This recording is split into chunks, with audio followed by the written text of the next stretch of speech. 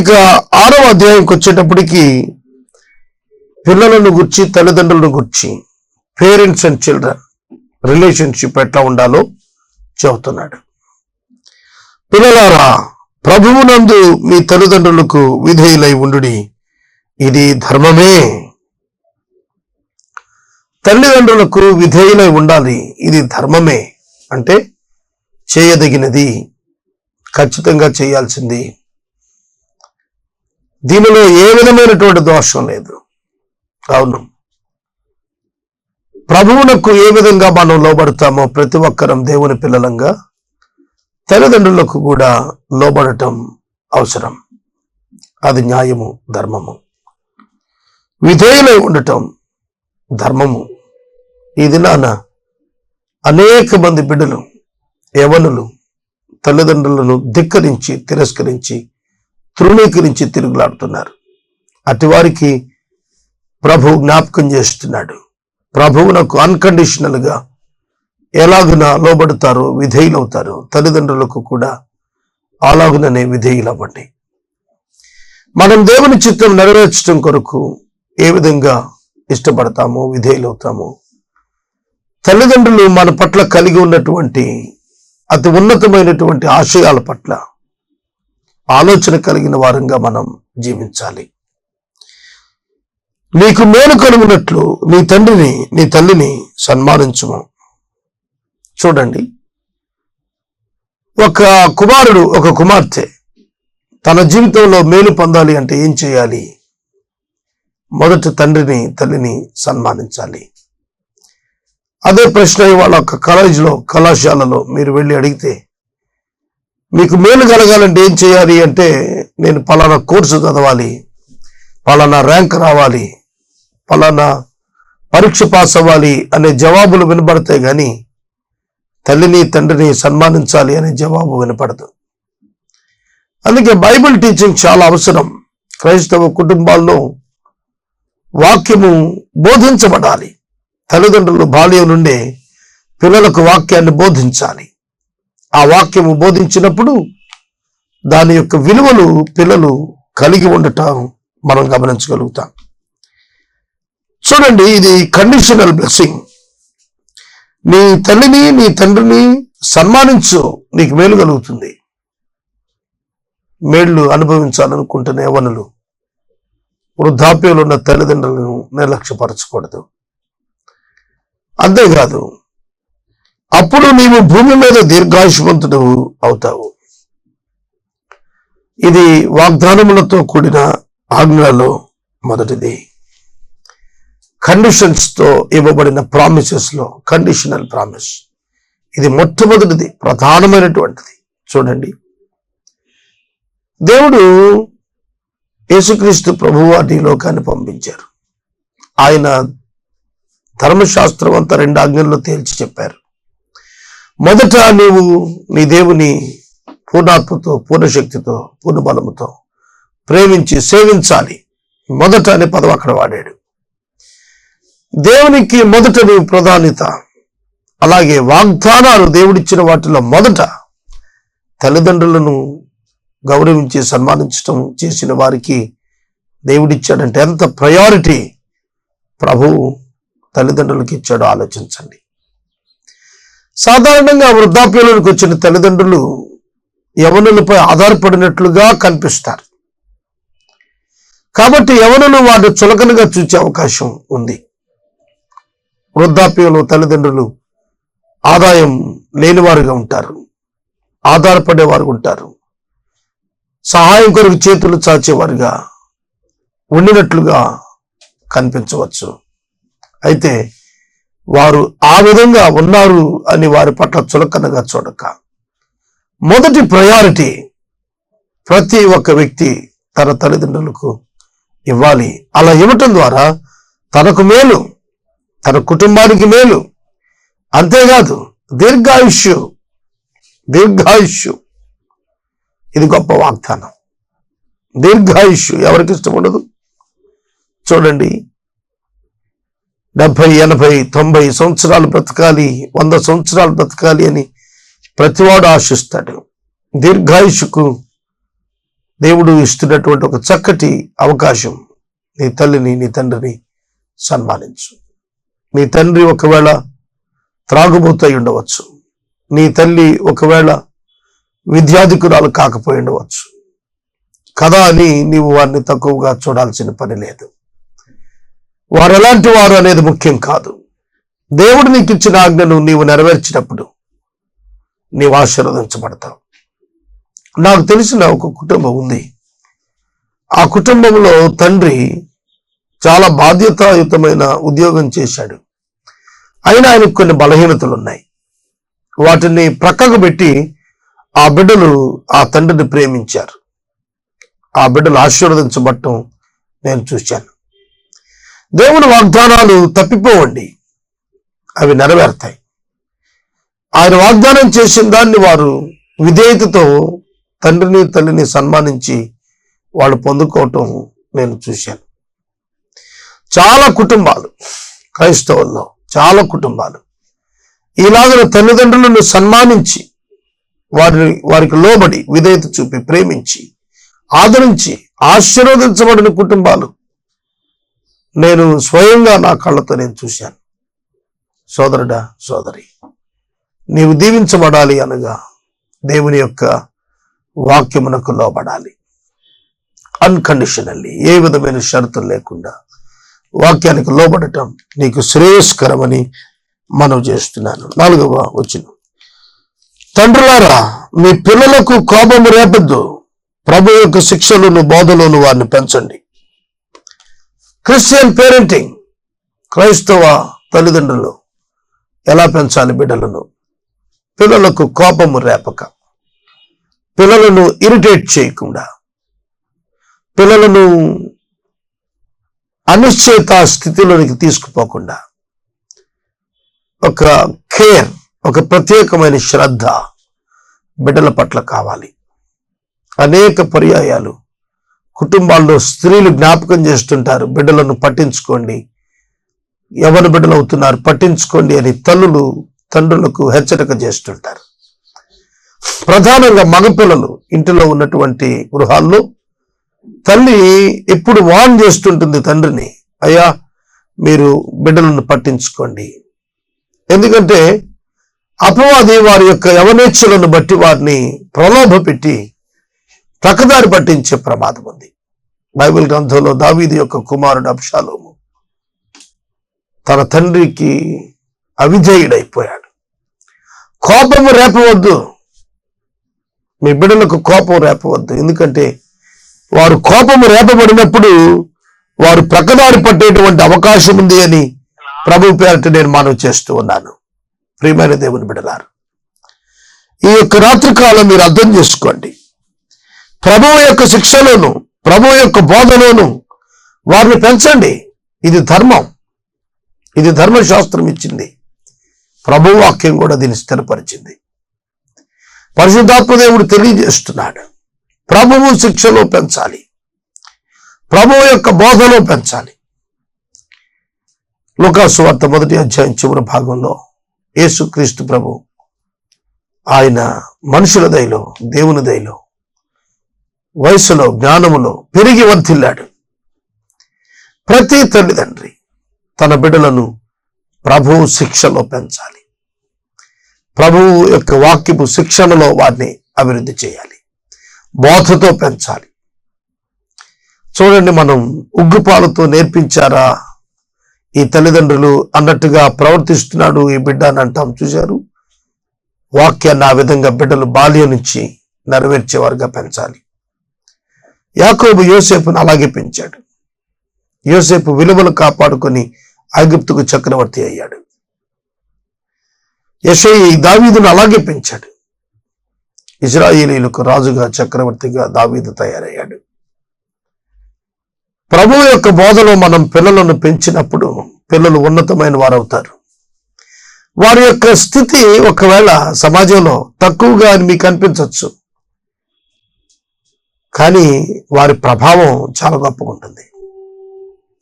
మొర్దెకైని తీసుకోండి, ఎస్తేరు గ్రంథంలో gate man, gate keeper, ఒక ద్వారపాలకుడు, ప్రభు బోధలో పెరిగిన వాడు, ప్రభు బోధలో ఎస్తేర్ను పెంచాడు.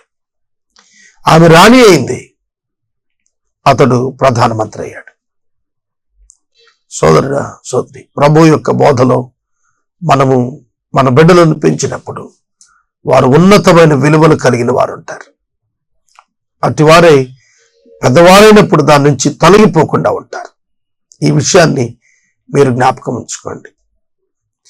బబులోను అన్య ప్రాంతం, చెరగా పట్టిపోబడ్డారు దానియేలు, షడ్రక్, మెషక్, అబేద్నెగో. వారు ప్రభు బోధలో పెంచబడ్డారు, ప్రభు శిక్షలో పెంచబడ్డారు. వారు అన్య దేశంలో ఉన్నా కూడా వారు వర్ధిల్లారే కానీ నాశనం కాలేదు, పడిపోలేదు, పతనం కాలేదు. కనుక మనం విలువలు కలిగి ఉండాలి అంటే బాల్యము నుండి వాటిని మనం పిల్లలకు నేర్పించడం చెయ్యాలి. అందుకని క్రైస్తవులు వారి యొక్క పిల్లలను సండే స్కూల్స్కు, యూత్ మీటింగ్స్కు, అలాగే యూత్ కౌన్సిలింగ్ సెంటర్స్కు, ప్రీ మ్యారిటల్ కౌన్సిలింగ్ సెంటర్స్కు పంపి వాక్యం యొక్క ఎక్స్పోజర్లోనికి వారిని తీసుకొని రావాలని వాక్యం చొప్పు నేను మనవి చేస్తున్నాను. 5వ వచనం నుండి మాస్టర్ అండ్ సర్వెంట్. మొట్టమొదటి వచనంలో పేరెంట్స్ అండ్ చిల్డ్రన్, 4వ వచనంలో children towards parents, parents towards children. 5వ వచనంలో servants towards there masters and masters towards there servants. యజమానుడు దాసుడు ఏ విధంగా ఉండాలి చెబుతున్నాడు ఇక్కడ.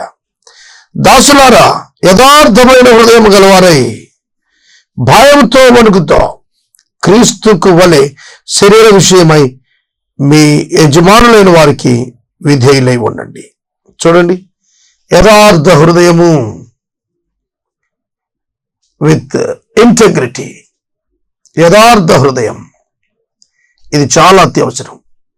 ప్రతి ఒక్క దాసుడు, ప్రతి ఒక్క ఉద్యోగి, ప్రతి ఒక్క బాధ్యత నెరవేర్చే వ్యక్తిగా యథార్థ హృదయం కావాలి. యథార్థ హృదయం కలవాడై దావీదు తన తరము వారిని పరిపాలించాడని వాక్యం సాక్ష్యం చెబుతుంది. ట్రాన్స్పరెంట్ అండ్ ఇంటెగ్రిటీ, యథార్థత, పారదర్శకత, హృదయంలో ఏ విధమైన కపటము, కుట్ర, కుయుక్తి, నటన, వేషధారణ లేనివారుగా జీవించాలి. దేవుని ఎదుట మనం అలా జీవిస్తున్నామా? ప్రభు మనకి యజమాని, అలాగే లోకములో యజమానులు ఉన్నారు, వారికి లోబడి జీవించడం నేర్చుకోవాలి. ఒక క్రైస్తవ ఉద్యోగి లేకపోతే ఒక సర్వెంట్, ఒక దాసుడు ప్రత్యేకంగా ఉండాలి. దానియేలు గ్రంథం మీరు చూడండి. దానియేలును సింహాల గుహలో వేయించిన రాజును దానియేలు ప్రత్యుత్తరం ఇస్తున్నప్పుడు రాజు చిరంజీవి అగును గాక దీవెన వచనమే పలికాడు. తన యజమానునికి, దేవునికి లోబడినట్లుగా లోబడుతున్నాడు దానియేలు. గమనించారా? చాలా వివరం ఇక్కడ రాస్తున్నాడు. భయము వణుకు, భయము వణుకు, క్రీస్తు వలె శరీర విషయమై మీ యజమానులైన వారికి విధేయులై ఉండండి. విధేయత కావాలి. షార్ట్ టెంపర్నెస్ కుదరదు, ఫాల్స్ ప్రెస్టేజ్ కుదరదు. కొందరు ఇప్పుడు మా తండ్రి గారు చెబుతూ ఉంటారు, ఉద్యోగం చేస్తూ ఉన్న వ్యక్తి యజమానులు బాగు చేస్తున్నాను అనుకునే గర్వంతో కూడిన మనసుతో పనిచేయటం చాలా ప్రమాదకరం. ఆ ఉద్యోగి తన యజమానుల వల్ల తను జీవిస్తున్నాను అని కృతజ్ఞత కలిగి ఉండాలి తప్ప నా వల్ల యజమాని గొప్పోడవుతున్నాడు అనేటువంటి భావం ఒక దాసుల్లో ఉండకూడదు. నిజమే, వణుకు, భయం కావాలి. ఎందుకంటే అతను యజమానుడు. యజమానునికి లెక్క అప్పగించాలి. సమయం గురించి, పనిని గురించి, ఫలితాన్ని గురించి, తనకు అప్పగించబడినటువంటి బాధ్యతను గురించి లెక్క అప్పగించాలి. కనుక భయం కలిగి ఉండాలి. మనం 20 సంవత్సరాల సేవా జీవితంలో నేను అనుదినం పరిశీలించుకుంటూ ఉంటాను. నేను మనుషులను పోలి మనుషులను సంతోషపెట్టడానికి ప్రయత్నిస్తున్నానా? వాక్యాన్ని పోలి నా ప్రభువును సంతోషపెట్టడానికి ప్రయత్నిస్తున్నానా? ఇది నా పోరాటం నిత్యం. లోకంలో ఉన్న మినిస్ట్రీస్కు నేను భిన్నంగా వెళుతూ ఉంటానికి కారణం అదే. ఫైనాన్సెస్ పట్ల కానీ, పేరు ప్రఖ్యాతుల పట్ల కానీ, సర్వెంట్హుడ్ లీడర్షిప్లో కానీ మాదిరిగా వాక్యాన్ని తీసుకుని ముందుకెళ్ళటానికి నేను ఇష్టపడ్డాను. దేవుడు అన్యాయస్తుడు కాదు, దేవుడు దీవిస్తున్నాడు. ప్రియమైన దేవుని బిడ్డలారా, మనుషులు అర్థం చేసుకోలేకపోవచ్చు, మనుషులు ఘనపరచకపోవచ్చు. గత వారం ఒక కార్యక్రమానికి నిర్వహించడానికి రాత్రంతా కూడా వాల్ పోస్టర్స్ వేస్తూ తిరిగాను. నేను పట్టణంలో తలకు గుడ్డ కట్టుకోలేదు సుమా. ప్రభు పనిని గురించి సిగ్గుపడవలసిన వారం కాదు, లెక్క అప్పగించవలసిన వారం. ప్రభువు యొక్క పని, యజమానుల యొక్క పని చేయటం ఆశీర్వాదం, దీవెన, అది భాగ్యం. నేను మనవి చేస్తున్నాను. నా సేవకు వచ్చిన మొదటిలో నేను కరపత్రికలు పంచి వాల్ పోస్టర్స్ వేయటానికి సిగ్గుపడలేదు. 20 ఏళ్ల తర్వాత కూడా అదే స్పిరిట్ అండ్ అదే కమిట్మెంట్. దేవుని వాక్యం చొప్పున నేను మనవి చేస్తున్నాను. ఎందుకనగా భయం కలిగి, భక్తి కలిగి, వణుకు కలిగి యజమానులకు లోబడమని దేవుడు చెబుతున్నారు. మనం పనిచేస్తున్న సంస్థలలో, మనం పనిచేస్తున్న కార్యాలయంలో యజమానులకు లోబడి క్రీస్తు బిడ్డలుగా మీరు రుజువు పొందాలని ప్రేమతో నేను మీకు తెలియచేస్తూ ఉన్నాను. మనుషులను సంతోషపెట్టేవారు కాదు, మనుషులను సంతోషపెట్టేవారు చేస్తున్నట్లు కంటికి కనబడుటకే కాక క్రీస్తు దాసులమని ఎరిగి దేవుని చిత్తము మనపూర్వకంగా జరిగిస్తూ మనుషులకు చేసినట్టు కాక ప్రభువులకు చేసినట్టు ఇష్టపూర్వకంగా సేవ చేయండి. 6వ వచనం మనం రేపటి దినం మనం మరలా ధ్యానం చేద్దాం. మనుషులను సంతోషపెట్టేవారు చేస్తున్నట్లుగా కాదు, కంటి తుడుపు చర్యలు కాదు క్రైస్తవుడు చేయాల్సింది. శాశ్వతమైన పరిష్కారాలు సూచించే పనులు క్రైస్తవుడు చేపట్టాలి. అంతేకాదు, దేవుని చిత్తం మనపూర్వకంగా జరిగించాలి. క్రీస్తు దాసులమని గుర్తిరిగి కేవలం కంటికి కనబడటమే మూలాంశం కాకూడదు. కనుక రిజల్ట్ ఓరియంటెడ్ వర్క్ చూపించాలనే తపన ఉంటే మంచిదే. దాని వెనుక యాటిట్యూడ్ పరిశీలించబడుతుంది. ఈ విషయాన్ని గుర్తెరగమని ప్రేమతో నేను మనవి చేస్తున్నాను. యథార్థమైన దాసులుగా మనం పనిచేద్దాం, యథార్థమైన ఉద్యోగులంగా జీవిద్దాం. లంచగొండితనాన్ని విడిచిపెట్టండి. క్రైస్తవ సోదరులకు నేను మనవి చేస్తున్నాను. పారితోషికాలకు స్వస్తి చెప్పండి. క్రైస్తవ సేవకుడు, క్రైస్తవ ఉద్యోగి, క్రైస్తవ దాసుడు ప్రత్యేకమైన వాడని వాక్యం ప్రకారం సమాజంలో రుజువు చేయండి. 6వ వచనం నుండి వాక్యాన్ని గమనించండి. మనుషులను సంతోషపెట్టువారు చేయునట్లు కంటికి కనబడుటకే కాక క్రీస్తు దాసులమని ఎరిగి దేవుని చిత్తమును మనపూర్వకంగా జరిగిస్తూ మనుషులకు చేసినట్లు కాక ప్రభువునకు చేసినట్లే ఇష్టపూర్వకముగా సేవ చేయుడి. ఈ చదవబడిన వాక్యం చాలా గంభీరమైన సత్యాలతో నిండి ఉంది. మనుషులను సంతోషపెట్టే వారు చేసినట్లు చేయకూడదు. మనుషులను సంతోషపెట్టడం కొరకు ప్రయత్నం, ప్రభువును సంతోషపెట్టేటట్లు ప్రయత్నం. ఈ రెండింటిలో ఏది ప్రధానమైనది, ఏది ప్రాముఖ్యమైనది? బైబిల్ గ్రంథంలో మీరు చూసినట్లయితే యేసుక్రీస్తు ప్రభువారు సిలువ వేయబడుటకు తీసుకుని పోబడిన సందర్భంలో పిలాతు అనేటువంటి రోమా గవర్నర్ తీర్పు తీర్చేటువంటి న్యాయస్థానం, న్యాయపీఠం పైన కూర్చున్నాడు. కూర్చుని యేసును విచారించాడు. ఒక న్యాయమూర్తిగా, న్యాయాధిపతిగా యేసు ప్రభువునందు ఏ తప్పిదం తనకు కనపడలేదని తాను ఒప్పుకున్నాడు. అయితే మనుషులు కేకలు పెట్టారు, ఆయన సిలువ వేయండి, ఆయన సిలువ వేయండి. దానిని వినిన తరువాత పిలాతు వారిని సంతోషపెట్టగోరిన వాడై రాజైన హేరోదుతో అదే దినాన సత్సంబంధం బహుకాలం తరువాత నెరపిన సందర్భాన హేరోదును సంతోషపెట్టడానికి, యూదులను సంతోషపెట్టడానికి యేసును సిలువకు అన్యాయపు తీర్పు తీర్చి అప్పగించాడు. దేవుని సంతోషపెట్టడం, మనుషులను సంతోషపెట్టడం పిలాతు ఉదాహరణ చూపించాను మీకు నేను. మనుషులను సంతోషపెట్టడం కొరకు అన్యాయం చేసిన వాడు. అయితే దేవునిని సంతోషపెట్టడం కొరకు మనుషుల పద్ధతులను లెక్క చేయనటువంటి దైవజనుడిగా యెహెజ్కేలు భక్తుడు 24వ అధ్యాయంలో మనకు తెలియజేయబడ్డాడు. ఇశ్రాయేలు జనాంగానికి ఒక సూచనగా ఉండేటట్లుగా అతని జీవితాన్ని దేవుడు చూపించాలని అనుకున్నప్పుడు యెహెజ్కేలు దానికి ఒప్పుకున్నాడు. నీ కంటికి ఇంపైన దానిని, నీ ప్రియమైన దానిని ఒక్క దెబ్బతో నీ వద్ద నుండి నేను తీసివేయబోతున్నాను అని దేవుడు చెప్పి, నీ చెప్పులు నీవు తొడుక్కనవద్దు, శిరోభూషణాలు ధరించొద్దు, అంగలార్చవద్దు, ఏడవవద్దు అని దేవుడు చెప్పాడు. ఆ ప్రకటన వెలువడింది. యెహెజ్కేలు భార్య చనిపోయింది.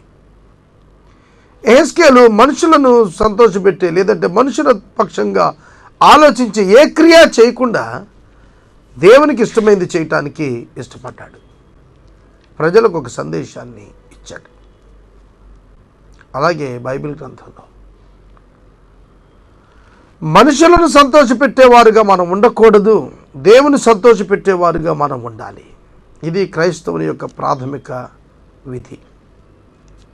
ఈ రాత్రి సంఘ కాపురులు మనుషులను, సంఘంలోని సభ్యులను, పెద్దలను సంతోషపెట్టడం కొరకు రాజీపడి దేవుని యొక్క వాక్యం యొక్క విలువలలో ప్రక్కకు తొలగిపోతే దేవుడు అట్టి వారిని గురించి సంతోషపడడు. కుటుంబంలో ఉన్న వ్యక్తులు మనుషులను సంతోషపెట్టడం కొరకు విలువలు విడిచిపెట్టుకుంటే అది వారికి ఆశీర్వాదం కాదు. చూడండి, ప్రజలంతా ఇలా ఉండాలని కోరుకుంటున్నారు కనుక నేను ఇలా మారిపోతానని మీరు అనుకోకూడదు. ప్రభువు నిన్ను ఎలా ఉండాలని ఆశించాడు, ఆయన ఉద్దేశించాడు, అలా ఉండటానికి మనం ఇష్టపడాలి. మనుషులను సంతోషపెట్టువారు చేసేట్లు చేయొద్దు, కంటికి కనబడుటకే కావద్దు, క్రీస్తు దాసులు మనం ఎరగండి. You must recognize that you are the servant of God Jesus Christ. Yesukristu ప్రభువుకు నువ్వు దాసుడు అని ఎప్పుడూ గుర్తుపెట్టుకోవాలి. You should not forget this truth. ఈ సత్యమును నీవెన్నడూ కూడా మరిచిపోకూడదు. అదేమిటంటే నీవు యేసుక్రీస్తు దాసుడు. ప్రధానమైనటువంటిది. మనము దేవుని దాసులమండి, లోకానికి దాసులంగా ఉండలేం, ధనమునకు దాసులముగా ఉండలేం, మనుషులకు దాసులముగా ఉండలేం. మనము దేవుని దాసులం, క్రీస్తుకు దాసులం. Servants and stewards for Jesus Christ. Yesukristu వారికి గృహ నిర్వాహకులంగా మనం నివసిస్తున్నాం. కాబట్టి ఎలా ఉండాలట? మనఃపూర్వకంగా దేవుని చిత్తం జరిగించాలి, ఇష్టపూర్వకంగా సేవ చేయాలి. మనఃపూర్వకముగా అండర్లైన్ చేయండి. దేవుని సేవించేటప్పుడు ఇష్టపూర్వకంగా సేవ చేయాలి, మనఃపూర్వకంగా ప్రభు చిత్తం జరిగించాలి. మనుషులకు చేసినట్టు కాదు, ప్రభువుకు చేసినట్టే సేవ చేయాలి.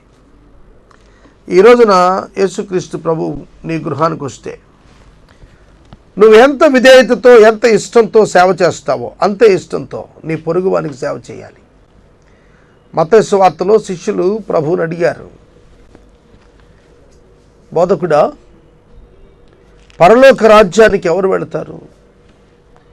దానికి ప్రభు వారు జ్ఞాపకం చేస్తూ వచ్చారు, నేను చెరసాలలో ఉంటిని, మీరు నన్ను పరామర్శింపవచ్చితిరి. నేను ఆకలిగా ఉన్నాను, మీరు ఆహారం ఇచ్చారు. నేను రోగినై ఉన్నాను, మీరు నన్ను పరామర్శించారు. అది విన్న వాళ్ళు అన్నారు, ప్రభువా మేమెప్పుడు పరామర్శించామయ్యా నిన్ను అన్నారు.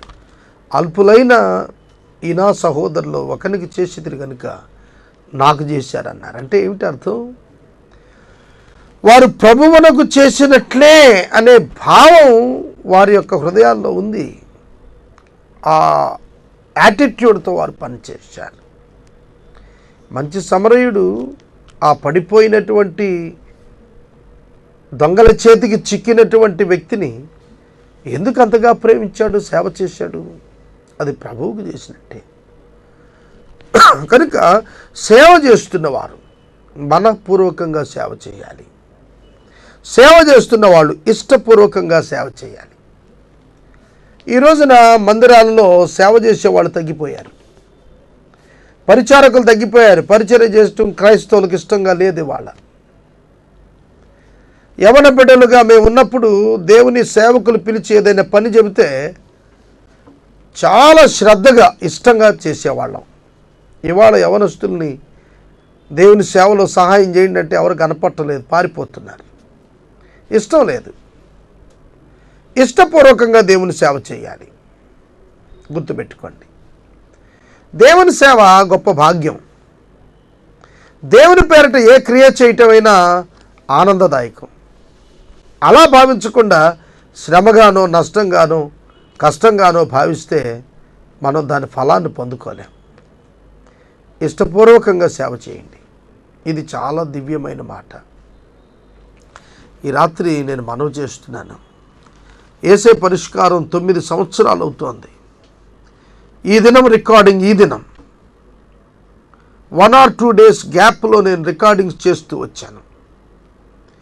ఎంతగా పరిస్థితులు అనుకూలించకపోయినా పరిస్థితులనైనా మార్చుకుంటూ ముందుకు వెళ్ళాను, కానీ పరిష్కారం కొరకు ఎన్నడూ కూడా అలసత్వం ప్రదర్శించలేదు నేను. ఎందుకంటే సాక్ష్యంగా చెబుతున్నాను, ఇష్టపడి వాక్యం చెబుతున్నాను. నేను 3151 ఎపిసోడ్లో ఉన్నామే వాడు. మనం ఎంతో ప్రియమైనదిగా ఎంచుకున్నాను నేను వాక్యం చెప్పటం. దేవుడు ఈ ఉన్నతమైన పరిచర్యను నన్ను వినియోగించుకుంటున్నాడు, అయోగ్యుడినైన నన్ను వినియోగించుకుంటున్నాడు. కారణం ఏంటంటే ఇష్టపడి సేవ చేస్తున్నాను.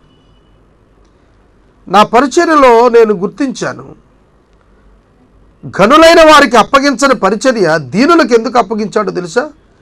వారు ఇష్టపడి పని చేయటానికి వచ్చారు కనుక. యేసు ప్రభు ఉపమానం చెప్పారు.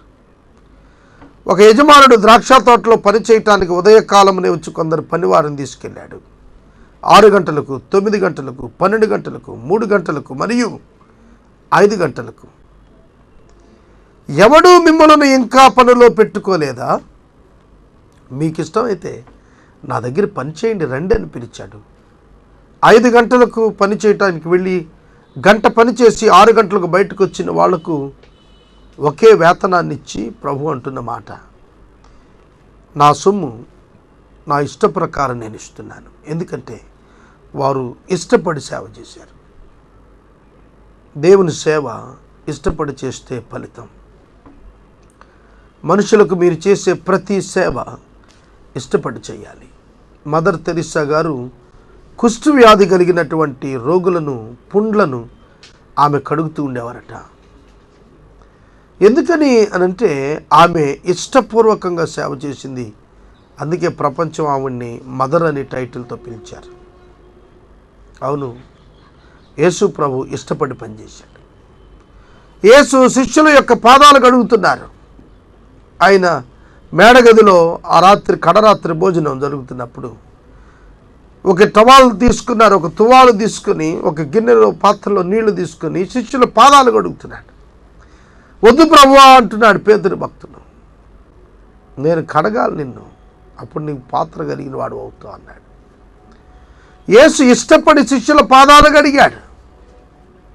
యేసు ఇష్టపడి సమరయ స్త్రీని రక్షించటం కొరకు 50 మైళ్ళ దూరం నడిచాడు. యేసు ఇష్టపడి సిలువ ఎక్కాడు. యేసు ఇష్టపడి అన్య జనాంగముతో కలిసి సేవలో పాల్గొన్నాడు. ఈ రాత్రి ఇష్టపూర్వకంగా నువ్వు సేవ చేస్తున్నావా? ఏ బలవంతం లేదు. దేవుడు నిన్ను పిలిచినప్పుడు లోబడటం చాలా ప్రాముఖ్యం. మనఃపూర్వకముగా దేవుని చిత్తం జరిగించాలి. ఇష్టపూర్వకంగా మనుషులకు చేసినట్టు కాక ప్రభువుకు చేసినట్టే సేవ చేయటం నేర్చుకోవాలి. మనం మనుషులకు చేస్తున్న ప్రతి మేలును ప్రభువుకు చేస్తున్నామనే భావంతో చేయాలి. అప్పుడు మనం మన పరిపూర్ణ శక్తితో మనుషులకు సేవ చేయగలుగుతాం. సోదరుడా, సోదరి, దేవుని సేవ అంటే చాలామంది ఉట్టి బైబిల్ పరమైంది అనుకుంటున్నారు. అదొక్కటే కాదు. మోషే ఇశ్రాయేలీలను ఒక విమోచన ద్వారా తీసుకొచ్చాడు బయటికి. దైవ చిత్తాన్ని నెరవేర్చి ఒక నాయకుడయ్యాడు. వారికి సువార్త ప్రకటన చేయలేదు మోషే. దేవుడు చెప్పిన వాక్యం ప్రకారం వారు విడుదల పొందటానికి కార్యాలు చేసి తీసుకొచ్చాడు. క్రిస్టియన్ లీడర్షిప్ అర్థం చేసుకోండి. చాలామంది అనుకునేది ఏమిటంటే ఊరికే బైబిల్ తీసుకుని బోధలు చేస్తేనే సేవ అనుకుంటున్నారు. యేసుక్రీస్తు ప్రభువారు బోధలతో పాటుగా ఆయన క్రియలు చేశాడు. ఆయన సహాయం చేశాడు ప్రజలకు. ప్రజల కన్నీళ్లు తుడిచాడు. నీ స్థాయిలో నీకున్నటువంటి కృపను ఆధారం చేసుకొని నీవెందుకు పని చేయకూడదు అలాగనా? ఈ రాత్రి ప్రభు నిన్ను ఆశీర్వదించడానికి ఇష్టపడుతున్నాడు. ప్రభువుకి ఇష్టమైన పని చేయి. ఇష్టపూర్వకంగా సేవ చేయి. మనఃపూర్వకంగా దేవుని చిత్తాన్ని నెరవేర్చి దీవించబడతాం. దాసుడైనను స్వతంత్రుడైనను మీలో ప్రతివాడు ఏ సత్కార్యము చేయునో దాని ఫలము ప్రభువు వలన పొందునని మీరు ఎరుగుదురు. దాసుడైనా స్వతంత్రుడైనా మీలో ఎవడైనా సరే ప్రతివాడు ఏ సత్కార్యం చేస్తాడో ఆ సత్కార్యం యొక్క ఫలం ప్రభువు వలన పొందుతాడని మీరు ఎరుగుదురు. సత్కార్యాలు చేస్తున్నామండి మేము, కానీ మాకేం ఉపయోగం కనపట్టలేదండి అనేవాళ్ళు ఎక్కువయ్యారు. బైబిల్ దానికి ఒప్పుకోదు. సత్కార్యం చేసిన వాడు దాని ఫలాన్ని పొందుకుంటాడు. చూడండి, అబ్రహాము విశ్వాసపు క్రియలు చేశాడు. ఆ క్రియా ఫలం అతని సంతానం అనుభవించారు. ఈ రాత్రికాలం మీరు సత్కార్యాలు చేస్తున్నారా? ఎఫెసీ పత్రిక 2వ అధ్యాయంలో నేను మీకు గతంలో కూడా చదివి వినిపించాను. 10వ వచనంలో దేవుడు వాటిని మన యందు నడుచుకున్న వల్లని దేవుడు ముందుగా సిద్ధపరిచిన సత్క్రియలు చేయుటకు క్రీస్తునందు సృష్టించబడ్డాం. మనం సత్క్రియలు చేయటానికి సృష్టించబడ్డాం. దేవుడు మనల్ని ఆధ్యాత్మికంగా ఎందుకు నిర్మించాడు తెలుసా? సత్క్రియలు చేయటానికి, సత్కార్యాలు చేయటానికి. చెడ్డ పనులు చేయటానికి దేవుడు నిన్ను పిలవలేదు. దేవుని పేరట ఆస్తి నష్టం, జన నష్టం, ప్రాణ నష్టం విధ్వంసం చేయటానికి దేవుడు ఎన్నడూ ఎవరిని పిలవలేదు, ఏర్పరచుకోడు. అలా ఎవరు భావించటానికి వీల్లేదు. దేవుడు ప్రేమ కలిగిన వాడు. దేవుడు ప్రజలకు సత్కార్యం చేయాలని ఆశిస్తున్నాడు. ఈ రాత్రికాలం నేను మనవి చేస్తున్నాను, ప్రతి సత్కార్యం మీరు చేయవచ్చు. ఏ విధమైన భేషజం లేకుండా ప్రతి సత్కార్యాన్ని విశ్వాసులు చేసి తీరాలి. అదే వాక్యంలో మనకు ఆ ఫలం ప్రభు వల్ల మీకు దొరుకుతుందన్నాడు. పరిచర్యలో ఎన్నో సత్కార్యాలు చేస్తూ వాటి ఫలాన్ని అనుభవిస్తున్న వారు క్రైస్తవ సమాజంలో అనేక మంది మనకు కనిపిస్తారు. నాకు తెలిసిన ఒక యవనస్తుడు, నేను చెబుతున్న విషయం ఇప్పటికీ 18 సంవత్సరాల క్రితం, ఒక యవనస్తుడు, మేము పనిచేస్తున్న కార్యాలయంలో భోజన వేళ భోంచేస్తుండగా నేలన పడిపోయినటువంటి అన్నం మెతుకులు, వ్యర్థ పదార్థాలు చాలా జాగ్రత్తగా వాటిని శుభ్రం చేస్తూ వస్తున్నాడు ఒక యవనస్తుడు. ఆయన ఈ దినాన ఆ సంస్థకు డైరెక్టర్గా ఉన్నాడు. ఆనాడు ఆ పరిచర్య నిలబెట్టడం కొరకు అతను చేసిన క్రియలు అతన్ని ఉన్నత స్థానంలో ఉంచడం మనం గమనిస్తున్నాం. చూడండి, మీరున్న స్థలంలో మీరు సత్కార్యములు చేయబునుకుంటే మిమ్మల్ని దేవుడు నాయకులుగా ఎత్తుతాడు. నాయకత్వం మీ చేతికి వస్తుంది. ఇది వాస్తవం. అందరు మౌనంగా ఉన్నారు అని చెప్పి మనం మౌనంగా కూర్చుంటే విశ్వాసం ఎట్లవుతాం? మొరపెట్టి ప్రార్థన చేయాలి. విశేషంగా ప్రభువు నడిపించిన రీతిగా పని చేయాలి. ఖచ్చితంగా మనం దీవించబడతాం. ఆ ఫలం మనం పొందుకుంటాం. మన పిల్లలు అనుభవిస్తారు దాన్ని. కనుక మనం మంచి క్రియలు చేయాలి. మంచి క్రియలు చేయాలి. మనుషులను సంతోషపెట్టడం కాదు, దేవుని దాసులం గనక, దేవుని బిడ్డలం అని తెలిసి దేవుని సంతోషపెట్టేటట్లుగా మనుషులకు దేవుని యొక్క వాక్యానుకూలమైన సహాయం మనం చేయటం నేర్చుకోవాలి. యజమానులారా, మీకును వారికిని యజమానుడైన వాడు పరలోకమందు ఉన్నాడని, ఆయనకు పక్షపాతం లేదని ఎరిగిన వారై వారిని బెదిరించడం మానండి. ఆ ప్రకారమే వారి ఎడల ప్రవర్తించండి. పక్షపాతం లేని వారుగా ప్రవర్తించండి. బెదిరించిన వారుగా ప్రవర్తించండి. మీకు యజమానుడు పరలోకమందున్నాడు. మిమ్మల్ని ఒక ఆధిపత్యంలో, నాయకత్వంలో ప్రభు పెట్టినప్పుడు మీ క్రింది వారిని మీరు ఏ విధంగా చూస్తారు? బెదిరిస్తున్నారా? అదిరిస్తున్నారా? బెదిరించకండి. మీ పైన కూడా నాయకుడు ఉన్నాడు. మనం ఎన్నడూ గుర్తుపెట్టుకోవాలి, ఏది విత్తుతున్నామో దాన్ని కోస్తాం. నరుడు దేనిని విత్తుతున్నాడో దాన్ని కోస్తాడండి. కనుక మనం జాగ్రత్తగా నీతి ఫలాన్ని విత్తాలి. మనము యజమానులుగా దీవించబడినప్పుడు మన క్రింది వారిని ప్రభువు మనలను ప్రేమిస్తున్నట్లు ప్రేమించాలి. మనకొక యజమానుడున్నాడని గుర్తెరిగి, మనము లెక్క చెప్పవలసిన వారమని ఎరిగి ఆ ప్రభువును నమ్మకంగా సేవించాలి. అలాగే దాసులను కనికరించాలి. దాసులను నీవు నీ దృష్టితో చూడాలి. నీవు దేవుని యొక్క దృష్టిలో ఆ దాసులను ప్రేమగా చూచినప్పుడు వారిని యొద్ద పని చేయడానికి ఇష్టపడతారు. అలా చూడకపోతే వారు పని చేయలేరు. ఆ ప్రకారం వారి ఎడల ప్రవర్తించండి. పక్షపాతం లేని వారిగా ప్రవర్తించండి. ఇది చాలా అవసరం. దేవుడు మన పైన యజమాని, ఆయన చూస్తున్నాడు. కాబట్టి మన ప్రవర్తన జాగ్రత్తగా ఉండాలి. మన ప్రవర్తన యోగ్యమైనదిగా ఉండాలి. మన ప్రవర్తన నిందారహితంగా ఉండాలి. మన ప్రవర్తన నీతియుక్తంగా, న్యాయఫలంగా ఉండాలి. అప్పుడే మనం దేవునికి మహిమ తాగలుగుతామండి. తుదకు ప్రభువు యొక్క మహాశక్తిని బట్టి ఆయన యందు మీరు బలవంతులై ఉండండి. ఇది నాకు ఇష్టమైన మాట. ప్రభువు యొక్క శక్తి కాదండి, ప్రభువు యొక్క మహాశక్తిని బట్టి ఆయన యందు మీరు కూడా బలవంతులై ఉండండి. You are not weak. As a Christian you are strong and stronger than anything. నీవు క్రైస్తవుడు, నీవేమనుకుంటున్నావు? నువ్వు బలహీనుడు అనుకుంటున్నావా? నీవెప్పుడు బలహీనుడవో అప్పుడే దేవుని యొక్క శక్తిని యందు పరిపూర్ణమవుతుంది. ఇది ఎన్నడూ మర్చిపోవద్దు. దేవుని అపారమైన శక్తి, మహాశక్తి అన్నాడు. దేవుడు మహాశక్తి సంపన్నుడు. ఆయన్ని మన హృదయంలో కలిగి మనం పిరికోళ్ళ బతుకుతామా? చెప్పండి. ఎందుకు భయపడుతున్నావు సహోదరుడా? దేవుడు నీ కార్యాన్ని సంపూర్తి చేయలేడనుకుంటున్నావా? నీవు నీ దేవుణ్ణి గుర్తెరుగు. షడ్రగ్, మేషక్, అబేద్నెగో ఏమని చెప్పారండి నెబుకద్నెజరుతో? నెబుకద్నెజరు, ఓ ఈ నెబుకద్నెజరు, ఇందుని గురించి మాకు చింత లేదు. ఎందుని గురించి? నువ్వు మమ్మల్ని అగ్నిగుండంలో వేస్తావు, మేము కాలిపోతాం, చచ్చిపోతాం, ఈ చింత మాకు లేదు. ఈ విధముగా రక్షించగలిగినటువంటి సమర్థుడైన దేవుడు మాకున్నాడు. ఈ వేడిమ గల మండుచున్న అగ్నిగుండములో నుండి తప్పించుటకు సమర్థుడైన దేవుడు మాకున్నాడు. అదే అర్థం కానిదండి నెబుకద్నెజరుకి. ఏమిటి దేవుడు అంటారు?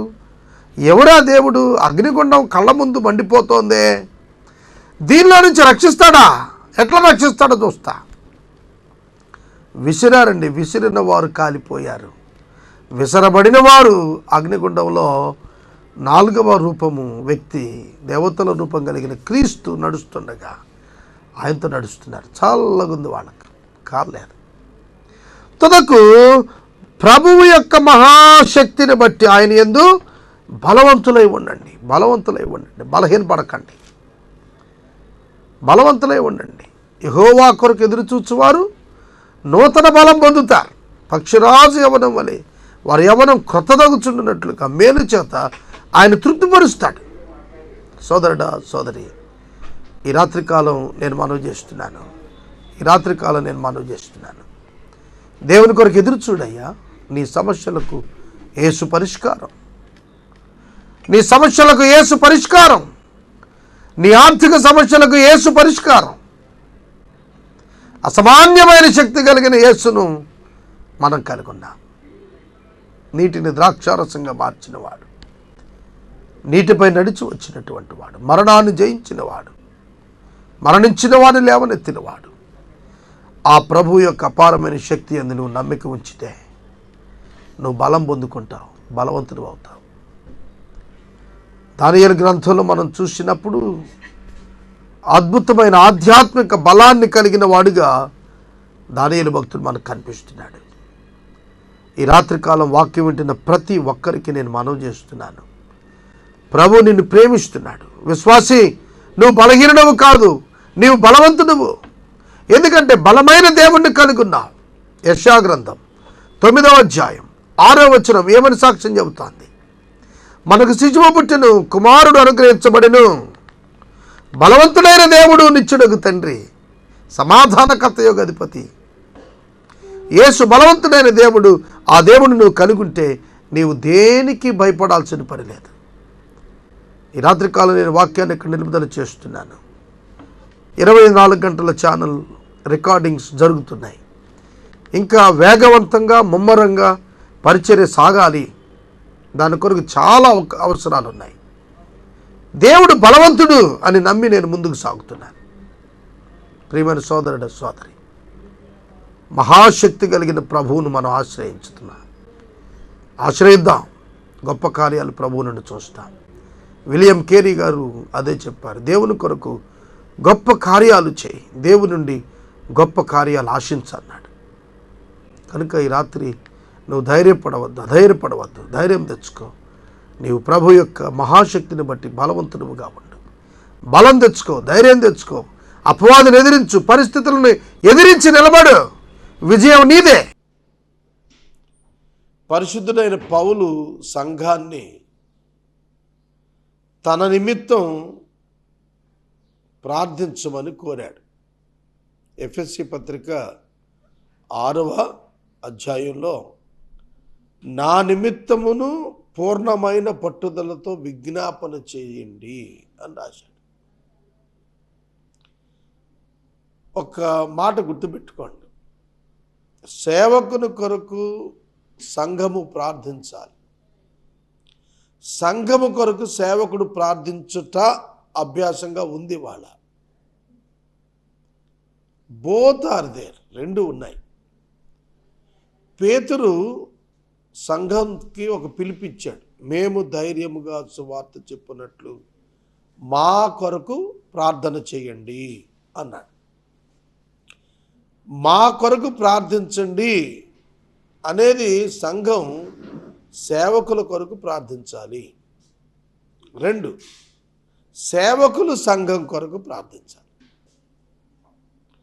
సంఘం ప్రార్థనతో సేవకులకు ధైర్యము, విడుదల. సేవకుని ప్రార్థనతో సంఘానికి ధైర్యము, విడుదల. అపోస్తుల కార్యములు 12వ అధ్యాయంలో మనం పేతురు కొరకు సంఘం ప్రార్థించింది, విడుదల వచ్చింది కదా. కాబట్టి సంఘము సేవకుని కొరకు ప్రార్థించుట కూడా బైబిల్లో ఉంది. కానీ ఇప్పుడు ఎవరుంటారు అట్లా? ఇప్పుడు ఏంటంటే ప్రొఫెషనలిజం వచ్చేసింది. సేవకుడే ప్రార్థనలు చేయాల, సంఘం ప్రార్థనలు ఓన్లీ వినాలా, పొందాలా. ఆ నానుడి వాళ్ళు ఉంది, అది రాంగ్ అండర్స్టాండింగ్. మినిస్ట్రీస్ అన్నింటి కొరకు ప్రార్థన చేయాలి. మా తల్లిదండ్రులు మాకు అది నేర్పారు. మా నాన్నగారు రాత్రిపూట చేసే ప్రతి ప్రార్థనలో టక కొందరు సేవకుల పేర్లు వచ్చేస్తాయి. మారిసెరిలో గారు, బిల్లీ గ్రహం గారు, భక్త సింగ్ గారు, అట్లాగే జో డానియల్ గారు, ఇంకా ఆయనకు తెలిసిన పేర్లన్నీ చెప్తాడు. చెప్పి వీళ్ళందరి సేవని జ్ఞాపకం చేసుకో ప్రభు అని నా చిన్నతనంలో ప్రార్థన చేసేవాడు. జో గారు చచ్చిపోయాడు, భక్సింగ్ గారు చచ్చిపోయాడు, బిల్లిగ్రమ్ గారు చచ్చిపోయాడు, దినకరణ గారు చచ్చిపోయాడు. అర్థమవుతుందా? కనుక ప్రార్థన ప్రార్థన ప్రార్థన ప్రార్థన ప్రార్థన మాత్రమే విజయపు మెట్టు. సో ఇంకా 1 year ఏసే పరిష్కారం కంటిన్యూ అవుతుంది, 3rd cycle కంప్లీట్ అవడానికి. కాబట్టి మీ ప్రార్థన సహకారం కావాలి. ప్రార్థన చేస్తాను, వాక్య ధ్యానంలోకి వెళ్దాం. ప్రభు కృపను బట్టి మనం ఈ దినం ఎఫెసీ పత్రిక ముగించుకుందాం. మమ్మలను మిక్కిలిగా ప్రేమిస్తున్న మా ప్రియ పరలోకపు తండ్రి, మీ పరిశుద్ధ ఘననామమునకు వందనములు స్తోత్రములు చెల్లిస్తూ ఉన్నాము. నేటి వాక్య ధ్యానము ద్వారా మాతో మాట్లాడమని అర్థిస్తూ ఉన్నాము. తండ్రి అని పిలుచుటకు యోగ్యత లేనివాడు, నా అయోగ్యత ఎరిగే నన్ను సేవకు పిలిచారు. కొరింథీ 1లో మీరు అదే చెప్పారు. కనుక నేను ప్రార్థిస్తున్నాను, నా పరిచర్య ద్వారా అనేక ఆత్మలు నీ రాజ్యములో ఉండాలి అనే ఆకాంక్షతో నీ సేవ చేస్తున్నాను. ఈనాటి వాక్య పరిచర్యను దీవించండి. ఎఫెసీ పత్రిక ముగించుటకు మీ ఆత్మ సహాయము మాకు దయచేయండి.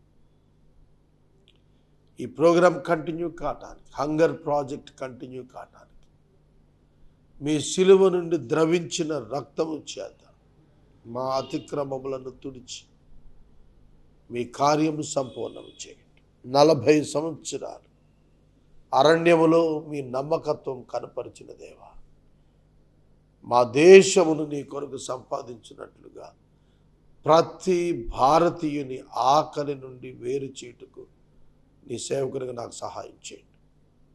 నిరుద్యోగము నుండి వేరు చేయుటకు నీ సేవకునిగా నాకు సహాయం చేయండి. అనారోగ్యము నుండి దూరము చేయుటకు నీ సేవకునిగా నాకు సహాయం చేయండి. పామరత్వము నుండి వేరు చేయుటకు నీ సేవకునిగా నాకు సహాయం చేయండి. ఈనాటి నా స్పెషల్ ప్రేయర్, మీ పాద సన్నిధిలో ఆమోద ముద్ర వేయండి. దేశాన్ని స్వస్థపరచండి. నేటి వాక్య ధ్యానము వింటున్న ప్రతి ఒక్కరికి క్షేమం దయచేయండి. యేసు నామమున వేడుచున్నాం తండ్రి, ఆమెన్. ప్రియమైన దేవుని బిడ్డలారా, ఎఫెసీ పత్రిక చివరి అధ్యాయం 6వ అధ్యాయము 19వ వచనము నుండి మీరు ధ్యానంలో గమనింప ప్రార్థిస్తున్నారు. మరియు నేను దేని నిమిత్తము రాయబారినై సంకెళ్లలో ఉన్నాను, ఆ సువార్త మర్మమును ధైర్యముగా తెలియచేయుటకు నేను మాట్లాడ నోరు తెరుచున్నప్పుడు దానిని గురించి నేను మాట్లాడవలసినట్టుగా ధైర్యముతో మాట్లాడుటకై వాక్శక్తి నాకు అనుగ్రహింపబడినట్లు నా నిమిత్తము పూర్ణమైన పట్టుదలతో విజ్ఞాపన చేయించు మెళకువగా ఉండండి. Great word, great word. చూడండి, పౌలు గారు మాట్లాడుతున్న ఈ మాటలు, నేను దేని నిమిత్తము సంకెళ్లతో ఉన్నానో, రాయబారిగా ఉన్నానో. ఈ వచ్చిన ఇంగ్లీష్లో చదువుతాను. Praying all the times in the Spirit with all prayer and supplication, to that end keep alert with all perseverance, making supplication for all the saints, and also for me,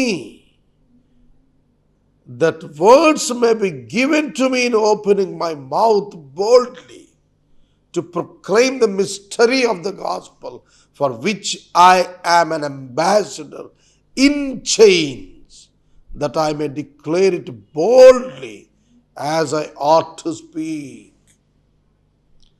as I ought to speak, నేను మాట్లాడాల్సి ఉంది సువార్త గురించి. అందుకు నేను రాయబారిని, ambassador in chains. Ambassador in chains. వింటున్నారా ఈ పదం? Ambassador of gospel of Jesus Christ, of people. ప్రజలకు సువార్తను అందించే ఒక ఉద్యోగం ఇచ్చి దేవుడు పంపాడు నన్ను. అది పౌలు గారు చెప్తున్న మాట, నేను ఒక సేవకుడిగా చెప్తున్నాను. ఇట్స్ ఆల్సో ఫర్ మీ, నాకు కూడా అదే వర్తిస్తుంది. నేను క్రీస్తు యొక్క మర్మము లోకానికి ప్రకటించడానికి ఏర్పాటు చేయబడినటువంటి వ్యక్తిని అని నేను మనవి చేస్తున్నాను. దేవుడు నాకు ఇచ్చిన అవకాశం మీరు ఒక్కసారి జ్ఞాపకం చేసుకోండి. This is third time the whole Bible we are covering. 3వ పర్యాయం మన బైబిల్ అంతా కూడా చెప్పుకుంటూ వెళ్తున్నాం. నా తరానికి, నా తరువాత తరాలకు కూడా నా వాక్య ఉపదేశాలు ఉపయోగపడతాయి అనేది నేను గుర్తించాను. మెకార్థర్ సీనియర్ చనిపోయాడు. వెర్నాన్ మెక్గీ చనిపోయాడు. పుల్పిట్ చనిపోయాడు. మరి ఇంతమంది, ఇంత గొప్ప గొప్ప వాళ్ళు, భక్తులు చనిపోయారు కదా, కానీ వాళ్ళ గ్రంథాలు, వారి యొక్క బోధలు ఇంకా ప్రభావితం చేస్తూనే ఉన్నాయి. నిన్నటి దినం తమిళనాడులో శ్యామ్ జబదరాయ్ చనిపోయాడు. శ్యామ్ జబదరాయ్ గారు more than 100 Christian books different topics మీద రాశాడు. ఆయన చనిపోయాడు, కానీ books are there, literature was there. కనుక ఒక వ్యక్తిగా, ఒక పరిచర్య బ్రతికినా చనిపోయిన తర్వాత కూడా ఉండేటట్లుగా దేవుడు ఆశీర్వదించిన వ్యక్తులు కొద్దిమంది ఉంటారు. పౌలు గారు చనిపోయాడు 2000 సంవత్సరాలు. పౌలు రాసిన రచనలు ఎంత చిన్నవి, ఇవాళ బైబిల్ గ్రంథం పేరిట విశ్వవ్యాప్తంగా ప్రచారంలో ఉన్నాయి. పీపుల్ ఆర్ రీడింగ్, ప్రజలు చదువుకుంటున్నారు. కాబట్టి రాయబారిన ఈ సంఖ్యలలో ఉన్నానన్నాడు.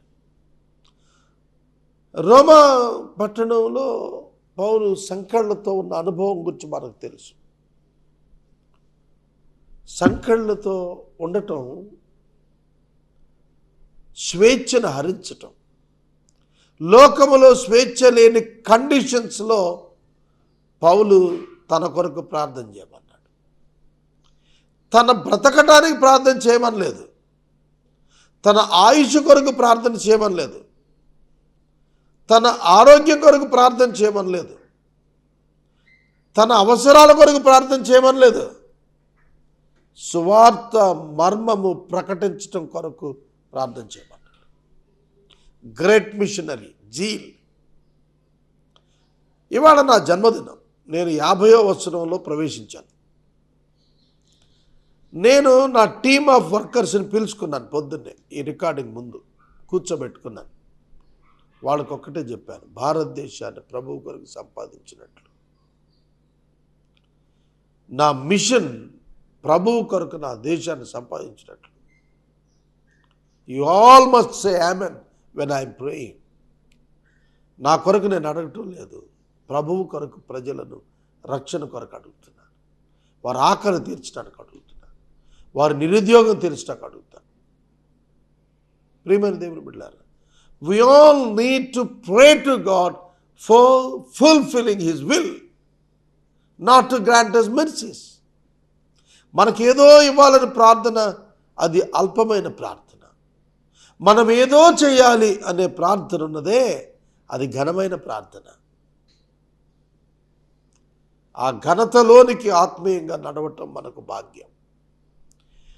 పౌలు అంటున్నాడు, సువార్త మర్మమును ధైర్యముగా తెలియచేయుటకు నేను మాట్లాడటానికి నోరు తెరిచినప్పుడు, ధైర్యముగా ఈ మర్మము తెలియచేయుటకు నాకు వాక్శక్తి దేవుడు అనుగ్రహించినట్లు నా నిమిత్తం ప్రార్థన చేయండి. ధైర్యము కొరకు, వాక్ పటిమ కొరకు ప్రార్థన చేయమని కోరుతున్నాడండి. ఇవాళ నేను ధైర్యము కొరకు ప్రార్థన చేస్తున్నాను. To meet the needs of the country. మీరు అనొచ్చు, you are a mad fellow. Yes, I'm a mad fellow. నువ్వు పిచ్చోడురా, ఏంటి ప్రార్థన అని అనొచ్చు. ఎవడైనా దేవా నాకు ఒక ఇల్లు ఇవ్వు, నాకు ఒక కారు ఇవ్వు, నాకు ఒక మంచి ఆస్తి ఇవ్వు, ఒక పొలం ఇయ్యి, 10 గేదెలు ఇయ్యి అని అడుక్కుంటాడు. కానీ నువ్వేదిరా నాయన దేశాన్ని నీ కొరకు సంపాదించనివ్వు అని అడుగుతావు. Really I mad. లోకమునకు వెర్రితనముగా కనబడుచున్నామన్న పౌలు మాట అన్నాడు. ఎంత వాస్తవమో ఇవాళ నా ప్రార్థన అంత వాస్తవం. ప్రియమైన దేవుని బిడ్డలారా, this is the true valuable life, the life with values, Christian values. Paulu గారు అదే చెబుతున్నాడు, నా కొరకు ప్రార్థన చేయండి, ప్రార్థన చేయండి అంటున్నాడు. Mission is important rather than the man and personal life. వ్యక్తిగత జీవితం ముఖ్యమా, పరిచర్య ముఖ్యమా అంటే యేసుక్రీస్తు చెప్పాడు, పరిచర్య ముఖ్యం. ఒకడు తన ప్రాణమును సంపాదించుకుని లోకములో ఆత్మను పోగొట్టుకుంటే ఏం ప్రయోజనం అంట. కనుక more than your life, your spiritual life is important. అదే గమనములో బైబిల్లో భక్తులు వెళ్ళారు. అందుకే అబ్రహాము ఇసాకును బలివ్వటానికి కత్తిపైకి ఎత్తాడు. ఎందుకంటే more than physical life, spiritual life is important.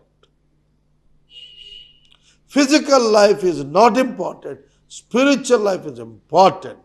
And spiritual regeneration is important.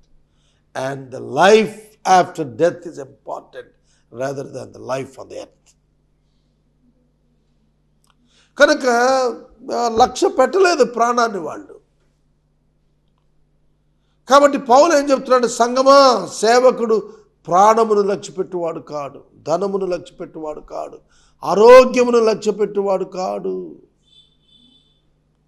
సమాజంలో పేరు ప్రఖ్యాతులు లక్ష్యపెట్టువాడు కాదు, సంఖ్యలను గురించి భయపడేవాడు కాడు. సంఖ్యలు మనుషులు వేస్తారు, సంఖ్యలు శరీరాన్ని బంధిస్తాయి, కానీ నా ఆత్మను బంధించలేవు, నా ప్రార్థనను బంధించలేవు, నా పరలోకానికి చేరే నా ప్రార్థన ఆపలేవు. కాబట్టి the prayer has power to fulfil his will, God's will. దేవుని చిత్తాన్ని నెరవేర్చడానికి ఉన్న శక్తి కలిగిన ప్రార్థనను ఆశ్రయించబట్టున్నాడు పౌలు గారు. మనం కూడా ఆ విధంగా తయారు కావాలి. మన జీవితాలు ఎప్పుడైతే ఆ విధంగా ఉంటాయో మనము ధన్యులమవుతాము, మనము ధన్యులమవుతాము. తర్వాత 21వ వచనం చూడండి. మీరును నా క్షేమ సమాచారం అంతయు తెలుసుకొనుటకు ప్రియ సహోదరుడును ప్రభువునందు నమ్మకమైన పరిచారకుడునైన తుకికు నా సంగతులన్నీ మీకు తెలియచేస్తాడు. మీరు మా సమాచారం తెలుసుకొనుటకును అతడు మీ హృదయములను ఓదార్చుటకును అతనిని మీ యొద్దకు పంపితిని. తుకికు ఎఫెసీ సంఘాన్ని దర్శించినట్లుగా ఇక్కడ పౌలు చెప్తున్నాడు. ఎందుకు దర్శించాడంటే క్షేమ సమాచారం తెలియజేయటానికి. కొంచెం వినండి, పౌలు సంఖ్యలలో ఉంటే క్షేమ సమాచారం ఏమిటి? పౌలు సంఖ్యలలో ఉంటే సంఘం దుఃఖములో ఉంది. ఇక్కడ జాగ్రత్తగా వినాలి నా మాటలు. పౌలు సంఖ్యలలో ఉంటే సంఘము దుఃఖములో ఉండగా సంఖ్యలలో ఉన్నవాడు దుఃఖములో ఉన్నవాడు ఓదార్చడానికి పంపించాడట. యేసుప్రభువు చివరి యాత్రలో యెరూషలేము కుమార్తెలతో మాట్లాడుతూ నా కోసం ఏడవకండి, మీకోసం మీ పిల్లల కోసం ఏడవండి అని అన్నాడు. అర్థమవుతుందా? మన యొక్క కష్టాలను గురించి దుఃఖిస్తున్న వారిని ఓదార్చే స్థితికి రావాలి. ఒరిజినల్ లాస్ మనకి, మనల్ని చూసి ఇంకోటి దుఃఖపడుతుంటే మన దౌర్భాగ్యానికి వాడిని ఓదార్చే స్టేటస్లో ఉండటం రియల్ స్పిరిచువాలిటీ. నేను ఈ సందర్భంలో నాకు మాట గుర్తొచ్చి చెబుతున్నాను. మా అమ్మ 2016 సెప్టెంబర్ 17వ తారీఖు చనిపోయింది. సో ఆ రోజున 10:20 17 నిమిషాలు 20 నిమిషాల మధ్యలో డాక్టర్స్ నర్సెస్ చుట్టూతా ఉన్నారు, బెడ్ చుట్టూతా. మేము కూడా బెడ్ చుట్టూతా ఉన్నాం. Last minutes last seconds. నా వైఫ్ మెడికల్ డిపార్ట్మెంట్లో పనిచేస్తుంది. ఆవిడ నన్ను పిలిచి చెప్పింది, she is under gasping, she will be no more, చనిపోద్ది, ఉండదు, క్షణాలే అని చెప్పింది. We all are looking at the face of our mother. మేము అమ్మ మొహం చూస్తూ ఉన్నాం. మీకు విషయం చెప్తాను. First I identified my mother's departure. అంతమంది చుట్టూ ఉండగా నేను క్షణంలో గ్రహించాను అమ్మ వెళ్ళిపోయింది. మొట్టమొదటి దుఃఖించింది ఎవరో తెలుసా? డాక్టర్ గారు కన్నీళ్ళు పెట్టాడు, స్టాఫ్ కన్నీళ్ళు పెడుతున్నారు. అక్కడ జరిగిన ఒక సన్నివేశం ఏంటంటే, ద ఫ్యామిలీ మెంబర్స్, మేము డాక్టర్స్ని నర్సెస్ని మేము కన్సల్ట్ చేశాం. అంత ప్రేమించారు మా ఫ్యామిలీని డాక్టర్ గారు, సిబ్బంది. వాళ్ళని మేము కన్సల్ట్ చేశాం. మేము దుఃఖంలో ఉన్నాను, కన్సోల్ చేయడానికి వచ్చిన వాళ్ళ దుఃఖాన్ని మేము కన్సోల్ చేశాం. అర్థమవుతుందా? కనుక ఒక స్పిరిచువల్ స్టేటస్లోకి ప్రభువు నడిపించినప్పుడు ఆ గొప్ప ధన్యత వేరు. పౌలు చెరసాల్లో సంకటంలో ఉన్నాడు. పౌలు సంఘాన్ని ఆదరించడానికి పంపిస్తున్నాడు. అర్థమైందా? పౌలు సంఘాన్ని ఆదరించడానికి తుకికును పంపించాడు, దుఃఖాన్ని నివారించడానికి పంపించాడు. కనుక ఒక సేవకుడు సంకటంలో ఉండటం ఇట్స్ నాట్ న్యూ థింగ్, ఇదేం కొత్త విషయం కాదు. సేవకుడికి ఆర్థిక భారాలు ఉండటం, సేవకుడిపై ఒత్తిడి ఉండటం గొప్పదేం కాదు. ఎందుకంటే ఇదే ఎఫ్ఎస్సీలో చెప్పాడు, మీరు పోరాడుతోంది ఆత్మ సంబంధమైన దురాత్మలతో, ప్రధానులతో అని చెప్పాడు. కాబట్టి అది విశేషం కాదు. కానీ సంఘం ఉందే, సంఘం చెదిరిపోకుండా సేవకుడు తన దుఃఖంలో తన క్షేమ సమాచారం పంపిస్తున్నాడు. This is the beauty in the Christianity and the ministry of the Christianity. తర్వాత మీ హృదయాలు ఓదార్చుటకు అతను పంపించాను అని తెలియజేస్తూ ఒక దీవెన వచనంతో దీన్ని ముగించాడు. It's very important words. ఇది చాలా ప్రాముఖ్యమైనటువంటి వచనం. ఏంటంటే, తండ్రి అయిన దేవుని నుండి, ప్రభువైన యేసుక్రీస్తు నుండి సమాధానమును విశ్వాసముతో కూడిన ప్రేమయును సహోదరులకు కలుగును గాక. What a great wish it is. తన సంఖ్యలో ఉండి దీవెనిస్తున్నాడు. That is the real minister. అదే నిజమైన సేవకుడు అంటే. తన సంఖ్యలలో ఉన్నాడు, తన స్వేచ్ఛ లేని వాడుకున్నాడు, తన దుఃఖంలో ఉన్నాడు, తన కన్నీటిలో ఉన్నాడు. But he is blessing others and he wish others to be blessed with peace and the love of God. తండ్రి అయిన దేవుని నుండి, కుమారుడైన యేసుక్రీస్తు నుండి, ప్రభువైన క్రీస్తు నుండి సమాధానము విశ్వాసముతో కూడిన ప్రేమ మీకు కలగాలి. It's my wish. Peace be to the brothers and love with faith from God the Father and the Lord Jesus Christ. యేసుక్రీస్తు నుండి మీకు ప్రేమ కావాలి, మీకు సమాధానం కావాలి, మీకు విశ్వాసం కలుగును గాక. It's my prayer. It's my prayer to you as Ephesians అంటున్నాడు.